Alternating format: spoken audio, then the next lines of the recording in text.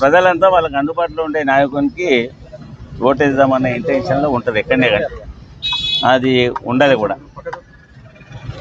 Vote వేయించుకున్నాక వాళ్ళకి కనిపించకుండా మనం ఎక్కడనో పోయేసి వాళ్ళకి ఏదైనా ఆపద సంపద ఏదైనా వచ్చినప్పుడు వాళ్ళకి అందుబాటులో లేకుంటే సరే ఉన్నత వర్గాలు కొద్దిగా వాళ్ళ పనులు వాళ్ళు చేసుకోగలుగుతారు.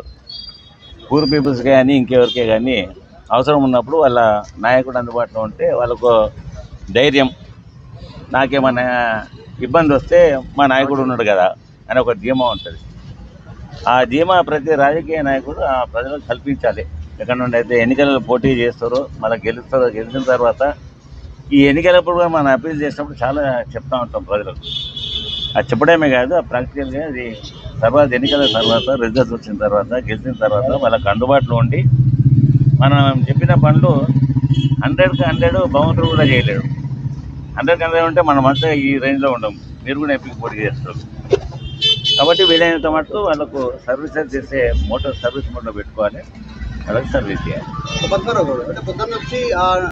ప్రతి ఒక్కరూ వాళ్ళ ఓటు హక్కు వినియోగించుకోవాలి. ఓటు అనేది నీ ఇంట్రెస్ట్ పైన, ఓటర్ పైన ఆధారపడి ఉంటుంది. వాళ్ళకి ఇంట్రెస్ట్ ఉన్న వ్యక్తికి ఓటు వేసుకోవాలి, కానీ ఓటింగ్కి మాత్రం రావాలి, కంపల్సరీ ఓటు చేయాలి.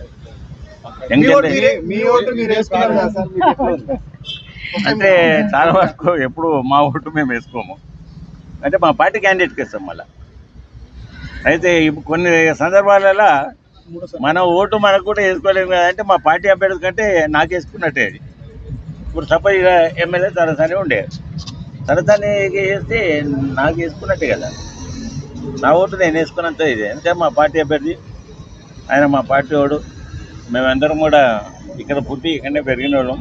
ఆ సంతృప్తి మాత్రం ఉంటుంది. ఈసారి పార్లమెంట్ ఎన్నికలు కాబట్టి మా ఓటు మాకు వేసుకునే అవకాశం వచ్చింది.